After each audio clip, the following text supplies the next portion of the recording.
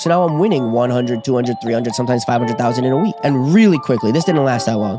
Really quickly, we looked at each other and we go, this is something we need to pay attention now. These guys are sitting there forever chasing a win that they will never get. They had fought me tooth and nail like this whole way. Me and my guys are feeling really cornered. We're like, we don't think we're gonna metaphorically make it out alive. 10 people, probably any one of them is smarter than me one-on-one. And now I have to deal with 10 of them. They'll outsmart me every time. What can I do to lighten the load? How do I fight against less of them? So we threw this party and we gave everybody the tools to make the biggest problems possible.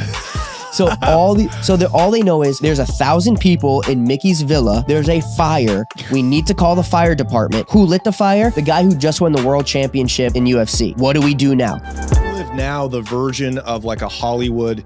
You're Hollywood, but in the gambling space. And I feel like when you're a professional gambler in Vegas, porn stars are just there. Like that's part of the deal. You know, it's like peanut butter and jelly. Yeah. So, but okay. So tell us about the gambling. Yeah, so I sold the companies. Yeah. I either sold, stopped operating, or gave away, which are really challenging concepts to understand to someone who's ever been in that position. Take my word for it, right? At the time, it just made the most sense. And I just stopped. And so now I have this money, and my girl was living with me. We split up, right? I moved her out, got her a crib and a car, whatever. She's on her own. I'm now living alone. My two best friends and business partners are no longer in the picture because I bought them out, right? I'm no longer working, so I'm not busy. And I'm just like sitting. I lived on the beach in the Miami area, and I'm just like sitting every day. And I'm like, I got to do something different. And I go, well, I've never been to LA. And I had an idea for a really incredible business venture. And LA County had the perfect demographic of people I needed to beta test this concept. And it was so phenomenal. And regardless whether that idea came to my head or not, LA just seemed like the move. I was like, I'm young, I'm rich, I'm single. Let me go like be like a retired bachelor or whatever and just party and check it out. So I come out to LA, and one of the most important employees I had for my businesses was based here in LA. And he's a degenerate gambler. And again, I've always been a degenerate gambler. So him being my basically my only friend in LA when I first arrived, we didn't know what else to do with ourselves but go gamble. Then COVID comes. And when COVID comes, LA shut down. You know, LA was one of the cities that they tried to arrest you if you weren't an essential worker and you're in the street. Vegas was the opposite. Vegas stayed open to the bitter end. That's right. They're like, screw you. Yeah. We're not closing until you close us, you know? So when LA starts shutting down, Vegas stays open. So it was really easy for me and my boy to just spend all our time in Vegas. And in the beginning, we were just gambling regular. You know, what are you playing at the beginning? What's your game? Blackjack and Baccarat. Okay. Yeah. And we play everything, but those are the games we liked. And, you know, I was buying in between, you know, I'd say weekly, maybe 30 to 50K. And we were winning like 30 to 50K roughly, you know, and we did that for like a little while. Per week? Yeah, every week. Yeah. Okay. So you're about breaking even. No, we were winning 30 to 50. We were profitable. Like almost week after week. We had some losses, but I never went there thinking I was going to win. We just went there to blow off steam and party because LA shut down. So we just happened to be winning. So for us, we were just thinking like, we're having a great time partying. We're meeting tons of women, meeting more guys, you know, guys also like friends, right? And we're making some money. Like this is a sweet gig. So a little bit of time passes. Most weeks were a winner, but probably a decent bit was luck, and we just didn't care. We weren't to make 50 grand a week profit in Vegas. What do you need to be putting down? Well, we were putting down, so we'd put down between 30 and 50, and our profit was about 30, 50. Roughly, we doubled up. Spending 50 grand a week in Vegas. Yeah. Between how many casinos is that? What was your preferred casino at the time? And what do they start to do for you in terms of like flying you out on private jets? Yeah. Does that all come in at this point?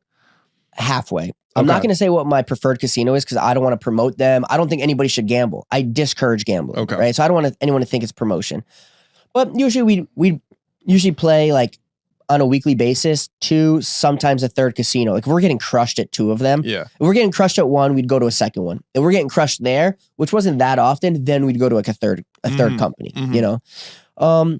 They would give me a lot of things, but I also didn't know what I was allowed. Like I didn't know what I was eligible to get. So I didn't know to ask for it. You know, I was just getting what they were giving, but they were only giving a little bit more than the other company gave to get my business. You know? So what are they giving you at this point? Just suites? They're like limos, right? So unlimited limousine rides.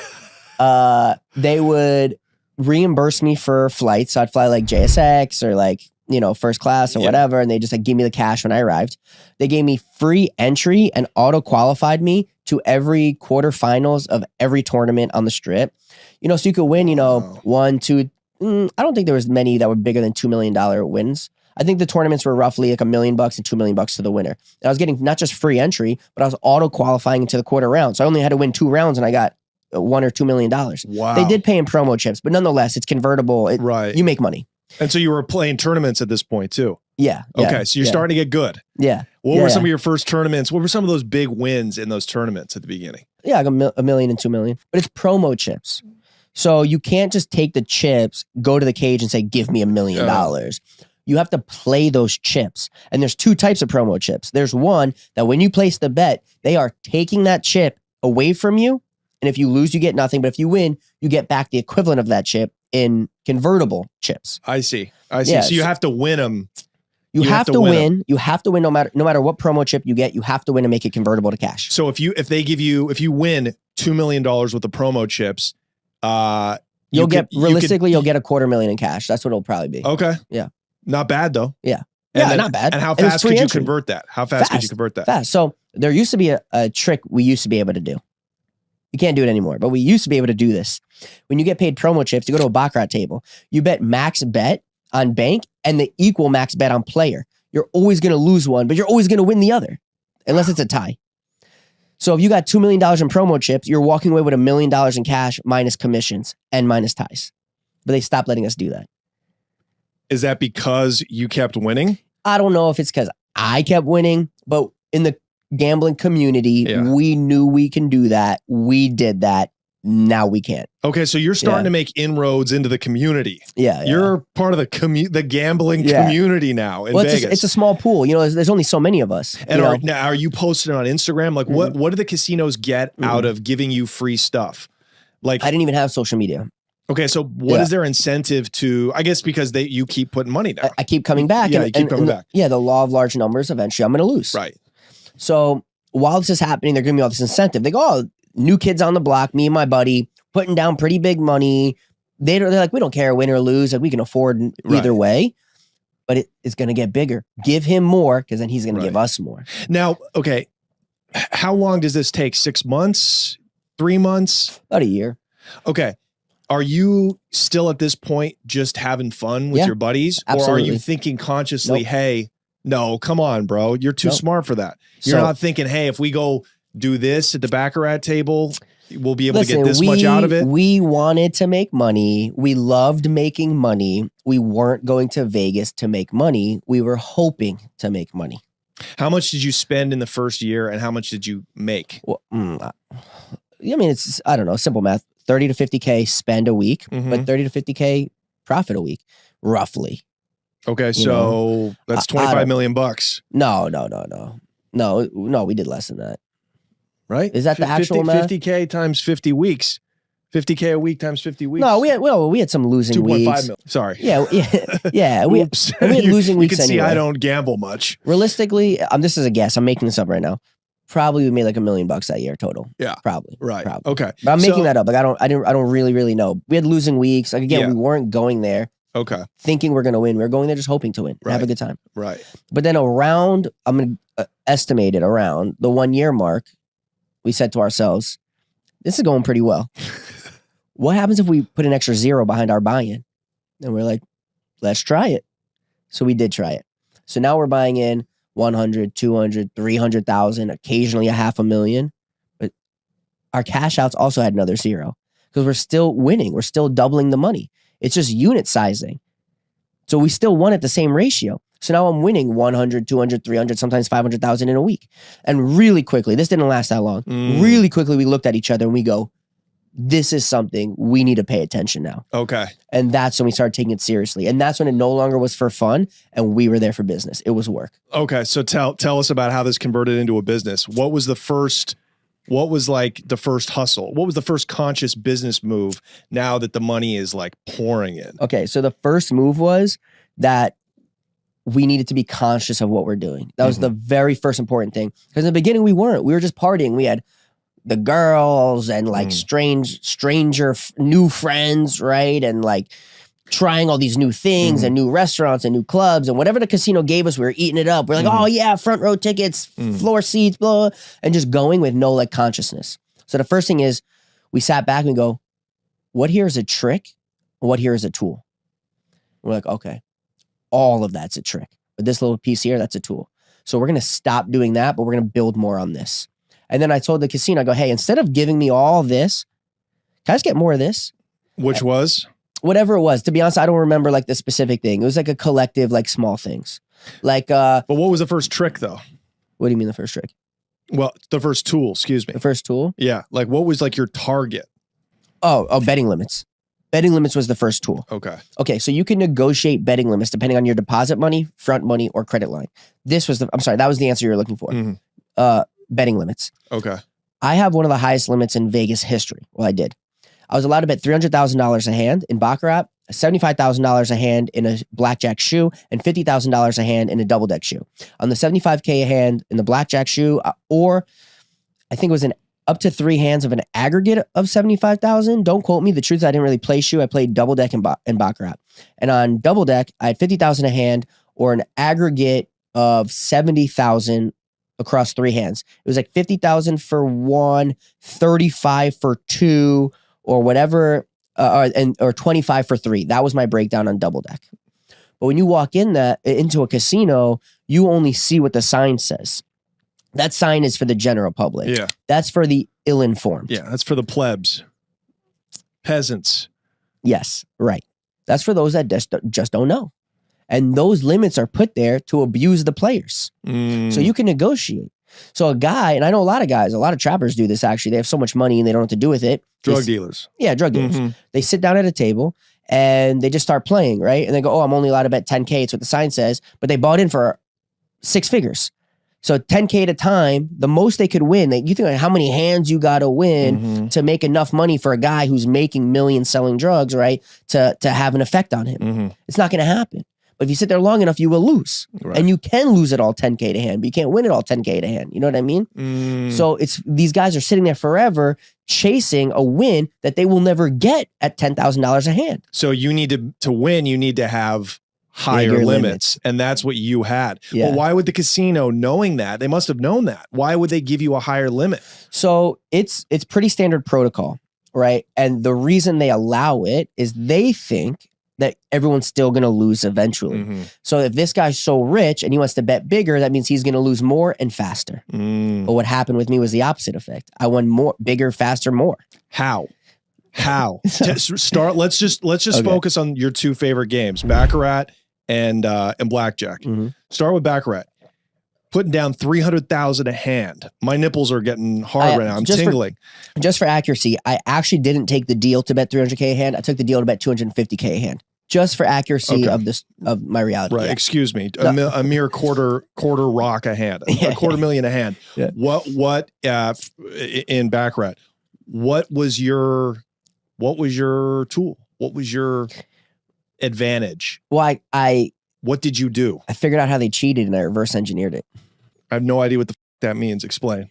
So casinos deploy all these cheating tactics and they're endless and they're so far and beyond. And there's like a blanket they use to screw with Gen Pop, right? And most people fall victim to it.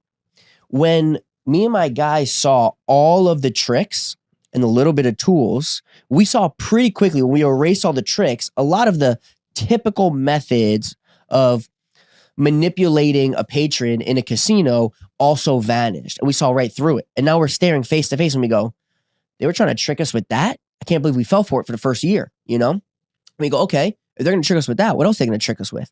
We started digging deeper and deeper. And as we got deeper into that on our own internally, and we also started getting deeper into the gambling community. There's a sharp community. Do you know what that means? Sharps. So a gambling sharp is somebody who has an edge, right? They're guys that are backed off. Like there's a lot of sports sharps. There's 90%. Sharps? I thought they were called sharks. Is that the same thing? No, kind of similar. Yeah, similar. It almost means the same thing. Hang on though. Give me an example of one way that a casino would cheat an average person playing Baccarat. I don't want to say. Why not? Well, I'm selling it for $50 million. You're selling this as like a proprietary thing. Yeah. Who are you selling it to? Whoever wants it. Interesting. So you're kind of putting that out there right now. So if there's any whales listening, contact you. Realistically, I think the casinos are going to try to pay me off to catch me if you can me. Wow. I think the casinos are going to pay me to tell them what it is exactly I figured out they did and how did I reverse engineer it. And they're going to try to prevent it from anyone else knowing. Okay. So that's what I think is really happening. So this is like an active thing right now. This is like, okay. So you essentially would take one of these ways that you would identify these ways that they would cheat normal people, and then you would just cheat them. Yeah, it's like using the same method. Yeah, it's like this. I imagine me and you were playing poker together, and I knew you had an ace of spade in your sleeve, but you didn't know that I knew you had an ace of spade.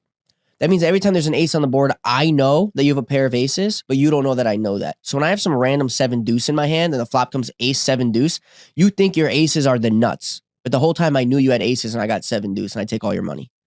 Okay, so you're telling me allegedly that Vegas dealers have cards in their sleeves? That's not what I'm saying. Okay. That's not what I'm saying. It's much more sophisticated than that. It's sophisticated, and 94% of the time, it's outside of the dealer. The dealer actually has no idea. They stay ignorant. They're uninformed of what's happening. Usually what's happening is the dealers are being used as a tool to cheat on behalf of the casinos that they're unaware of. Okay. And for many reasons, it's important the dealer is unaware that they're being used as a tool to cheat the player. Of course. Yeah. Of course. It was like the assassination of JFK. He was just a patsy. Right. Sorry. Bad analogy. Anyways, who's in on it? Pit bosses? Pit bosses I in think on it's the usually cheating? above the pit. So this is what I think. I think there's the higher up the ranks you go, the higher up involvement or awareness they have. So for example, let's say there are some dealers that are in on it, right? But let's say we're talking about the majority of dealers, like the kind of dealers that have social media, maybe they're young, will be watching this and comment. And I get this all the time. I'm a dealer and I definitely have never cheated. Yeah, we know because they knew that you weren't capable of it. Yeah. So they wanted to make sure you're in the 94% of dealers that have no idea that you're being used as a pawn. Yeah, you're making $30 an hour. Yeah. Nobody needs you. Yeah, exactly. They don't need you to cheat. You're not the one, buddy. Right? So, what was your original question? Oh, how high up they are. Yeah. Okay. So those guys, the 94% of dealers, have zero knowledge, right? Zero pressure, zero understanding. They just think a guy's losing or a guy's winning and they don't know the difference. They're like, I hope this guy wins because if he wins, he's going to tip me. And the dealer probably truly thinks that and believes that. And they don't know anything else. Makes perfect sense. Right. So then there'll be, let's call it a first pit boss, right? And that first pit boss knows very, very little except when a particular special player is there that they need to keep an eye on him and make sure he doesn't do any funny business, right? That pit boss is thinking, sometimes he wins big, sometimes he loses big. People have sleight of hand. Let me just keep an eye, right? Then there's a pit boss above that. And that pit boss was told, keep an eye on this pit boss and make sure that player stays at that table as long as possible. Now, they don't know why they want that player there. They're thinking standard. Oh, the longer they play, the longer they lose, the more they lose. Let's get them drunk. What they really need is some time to implement certain cheats created for that exact player. But that pit boss doesn't know that. That pit boss thinks my job is to keep the player here. Give them comps, make sure there's a waitress always here, make sure the food is coming fast enough. I was told, keep the player at the table. I'm going to keep him at the table. Right. You don't know why. And this guy, this second pit boss, he's the one actually looking at the cameras now? No, he'll be on the floor also. Okay, so these guys are still on the floor. Who's above that second pit boss? So then there comes another pit boss, right? And that next pit boss might be involved with the surveillance room. And from the surveillance room, they're keeping an eye on that player and maybe the player's entourage. What are they doing? Where are they going? How can we manipulate? How do we manipulate the whole group? How do we keep them long enough to implement a cheat we're trying to do? Are they catching on to one of the cheats? Have they, without even being conscious of it, figured out a way around the cheat? Because sometimes it's obvious. Sometimes there's very simple things they do that if you don't catch it, it'll take all your money. But if you catch it by pure, you just saw it, like you didn't think nothing of it, you make a slight adjustment in the way you play. They go, okay, they figured that one out. Time for the next one. Call upstairs. And they call the next guy. Who is? It'd be like a lower ranking executive, for example. You know? No, I'm not like sitting in the room next to these guys as they're doing I realize that, but I'm trying to put together this conspiracy, like who's benefiting. This is what I would, what I mean? When I picture in my imagination, this chain of communication, I'm picturing 10 people from the very top down to the dealer, 10 in total. And that's in my imagination. I don't know if it's really 10. Could be 100, could be 5. I don't know. Okay. But it starts at a dealer who doesn't know anything and they're being used as a tool.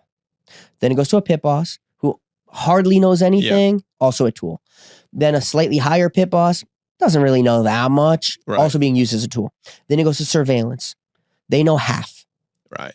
Then it goes to a guy above them, knows 80%. Till it gets to a guy who's at the top making all of the decisions and putting all these other 9 people in place to perfectly craft a position for the players to lose. So what you're saying is it is very likely that casino executives or general managers, people who are responsible for the Wynn or the Rio or the Tropicana, are actually implementing and having a mandate to cheat their customers. Without a doubt. There you have it, folks. Right from the horse's mouth. So what you're doing now is you're saying them, you're identifying that cheat and fighting fire with fire, cheating back. Yeah. And it's working. I mean, I got a few tens of millions that said it worked. Now, here's the thing. Let's a lot of people, and rightly so perhaps, in the comments, if you give a fuck about the comments, people will say this is cap, this is yeah, sure. One of the questions I had, I just want to put it to bed right now. You're not the scion, the heir of actual casino owners, are you? No. Okay. You saw that rumor floating around the internet? So listen to this story. Let me tell you how the rumor got started. So stupid. My whole family forever is high stakes degenerate gamblers. I believe that. I have a great uncle who one time in a card game won a piece of a casino in a country. I have no idea what country. And within, I don't know the timeline. I'm going to make this up. The rumor in my family is a couple of months. He then, in another card game, lost ownership of that casino. It was not, like, my family doesn't own casinos. So like, your dad isn't Sheldon Adelson. Definitely not. Your dad's rest in peace. Rest in peace, Sheldon. Yeah. No, definitely not. Definitely not. So you're not the heir of, you're not the great-grandson of Mr. Wynn. No, I'm just Steve Wynn. No. Steve Wynn. No. I'm just some guy. Okay. Yeah. So this is not cap. No. Okay. Yeah. So you got to think, we've had so many casino executives, surveillance people. I've exposed my tax records. I've exposed all my win-loss statements multiple times live on the air. All of it's on the internet. You can just look it up. And you do post pictures with, millions of dollars in cash. Yeah. It's coming from somewhere. Yeah. Okay. So, I mean, casinos have came forward. I mean, it's not a secret. I won in casinos. It's not a secret. Have you ever had FBI approach you? Have you ever had IRS try to take you down? As a matter of fact, my taxes are the simplest taxes I've ever done in my life now when I was gambling, and they've been in my whole life. And I've seen a lot of taxes, talked to a lot of other business owners. My taxes are so simple as a professional gambler. The casino tells me how much I've won. That's what I owe tax on. Mm-hmm. It couldn't be simpler. How does that work? So were you gambling? Were you putting your gambling money, your bank, in an LLC? No. Running it through that way? No, you're actually not supposed to do that. You're not supposed to do that. It's not even a company. It's just my personal. It's your personal. Yeah, it's so simple. Yeah. Interesting. What was your bank? So you and your business partner, are going in very disciplined now. What was your personal limit? Bank? We buy in for $3 million at a time. That was our sweet number. $3 million. Gotcha. And we negotiated with the casinos for my $250,000 a hand and $50K double deck, a $3 million buy-in, which was fine because we like buying it for $3 million. And the reason, by the way, not that it matters, but the reason I didn't take the $300,000 a hand is because I'd have to buy in for $5 million. So for an exposure and a liability of an extra $2 million, I only got the possible upside of $50,000. So how'd I do that? I'd save $2 million and a loss of $50,000. Right. Makes way more sense. Okay, so you're going in now as a business. No more around, no more having fun. Yeah. Became work. Yeah. What was a typical week look like? You worked every day? No. We also didn't work every week. It came out to a net profit of $1 million a week for a long time, but it wasn't so cut and dry. It was like we would live our lives. Mm-hmm. We were young guys with too much money living in LA, right? And we just live our lives. We'd say to ourselves, time to go to work. It gradually adjusted, but towards the end of it, we'd sneak ourselves into Vegas in cars we've never been in that aren't registered or rented or owned by us.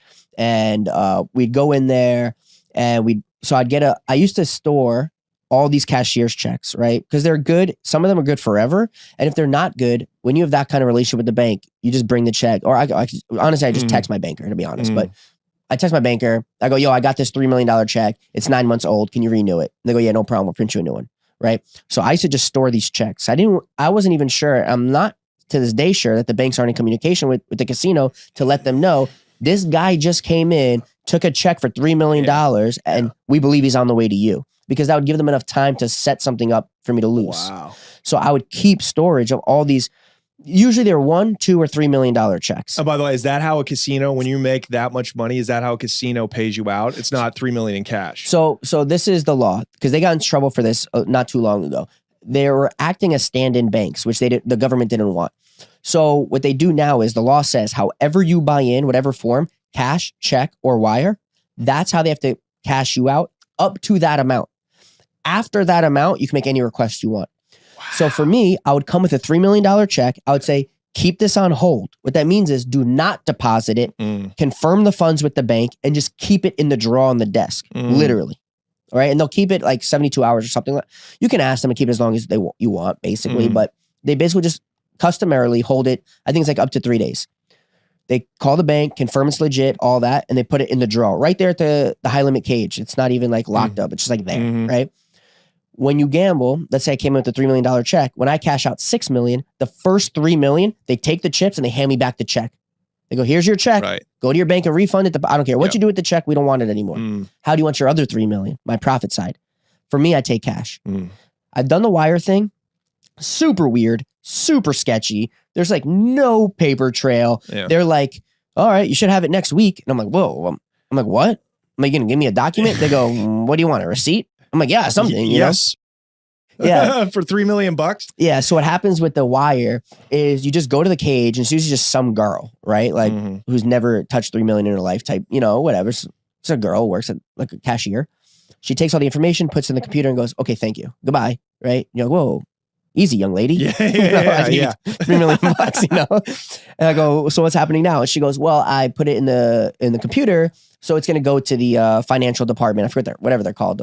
Whatever they're accounting? Called. Yeah. But there's even one before that, bro. It has to go to like 3 departments before it even makes it to the guy that actually hits the send wire button. It's got to go through all of this bureaucracy. All of it. And you don't know where your funds in that process are. So you're just praying the money shows up. And then if you take a check, they can also cancel a check, and they have a little while to do this. So for me, give me the cash. Right. In case you have any discrepancies with how I won the money, or you think I'm cheating or whatever it is, that's fine. You want to take me to court? No problem. Yeah. Pay me now. Right. We can fight it out in court later. By the way, I'm going to use the cash you gave me to pay for the court proceedings. And that's a Nevada law. They have to pay you out like you just said. They have to give you the money. Yeah. So they have to give how you want it. Well, only the profit. They have to give you what you bought in for in the same form you bought it. And clearly, by now, these casinos are it's in their mandate to cheat. So they're not above screwing you over in like a wire. Yeah, exactly. So therefore, you take cash. The last time I was allowed to play in Vegas with no bar is when I won. It was happened to be my biggest single session win. I won $11,526,000 in one session. Playing how many games and which games? This is Baccarat? Exclusively Baccarat. How many hands is that? Well, I'm not sure. 250. What we did was 250 divided by 11 million or whatever. Yeah, whatever it is. Plus commission. There's 5% commission on roughly 55% of the hands. Oh, interesting. Yeah. And that's also a rule? That's a rule, yeah. Okay. Well, you could also play commission free. I don't, but there is a commission free option. It actually costs you more money in the long run. It's just another version. Simply put, I play the version where on roughly 55% of my hands, I'm paying 5% back to the house. Okay, so you got 11 million. You take 11 million in cash? No. So this was the very last time they let me play with no bar. It's like free for all. And you won't say what casino this is that you wanted at? It was 2 casinos. Tell us. No, I'll tell you off the air. Give us the exclusive. Actually, you know what? I posted the checks before. Okay, so I won $8.5 million from MGM Grand, and the balance, which was like 2.64, something like that, was from Palazzo. Let's go. I assume you're not let in there anymore. Definitely not. Not even close. Yeah, I can't even go on the sidewalk. I forgot. If you look, I did post a photo of these checks. Wow. So in the checks, if you know what you're looking at, you can see one of them says the Sands, which is the Palazzo and Venetian, and the other says MGM Grand, which is MGM Grand. So if you look at the checks, I did post, So you're like a hero of the degeneriate gambler community. You like beat Vegas. Yeah. Okay, so I'm sorry to cut you off. No, go ahead. Yeah. 11 million. Tell us how you move that. And do you have bodyguards at this point? Yeah. Okay. There's so much to the story. Like we could do a whole pod, of course, just on the story. So I'll give you the short version. They had fought me tooth and nail, like this whole way, right? So me and my guys are feeling really cornered. We're like, we don't think we're going to metaphorically make it out alive, right? We weren't actually in fear of our lives. Plus we faced death, like when we were like living recklessly, like we're not actually fearful of that, right? But metaphorically, we didn't know if we were going to make it out alive. We didn't know if we were going to win, make it out with our money. Like we didn't know if we had an escape plan here. So what we did was we threw a 7-day long party, and it was one of the most outrageous parties that I or any of the people there had ever seen. We had 1,000 people in attendance at any given time, 24 hours a day for 7 days. Where at? In Vegas, in the MGM, in the mansions, in the villa. So I had the villa, it was 10,000 square feet. We had 2 indoor pools. It was the whole top floor of the mansions. So at the place that you took all that money from, you were also partying at. Yeah. So, but we did it on purpose. We wanted to serve as a distraction. So many celebrities were there. All the tabloids, all the media outlets. It was a spectacle. And this is just when I started social media. So if you like look back and you do a little digging, you'll uncover all of the like media that ended up coming from this party. Right. So what happened was we had all these like famous people and non-famous people and whatever, just people, right? Doing crazy things, lighting fires, orgies, blah, blah, blah. Yeah. And what's happening is in my head, again, I don't know how many people there really are. In my head, they are assigning 10 executives to me at all times when they're alerted I'm on property. I believe there's 10 people upstairs watching me 24 hours a day. So I said, if there's 10 people, probably any one of them is smarter than me one-on-one, and now I have to deal with 10 of them.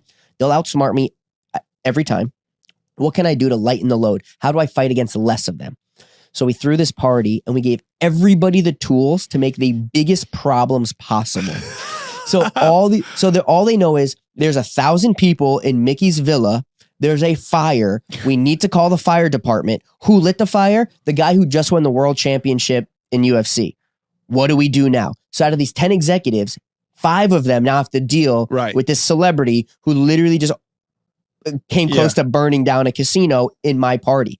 So now I'm only fighting half the amount of people I'm supposed to fight. Wow. And me and my guy would sneak out the back. We'd hit the tables before those 5 can even catch up. So you're working. Yeah, working. You're working this whole time. The whole time. Wow.